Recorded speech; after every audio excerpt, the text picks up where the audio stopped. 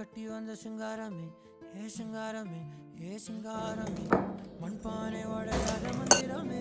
சீம்பால் செஞ்சு வச்ச சித்திரமே அடியமே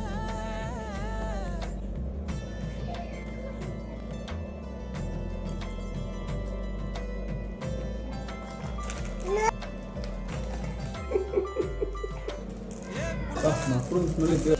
இவ்வளோ தூரம் விட்டாது இப்படியே விட்டு விட்டு விட்டு அவ்வளோதான்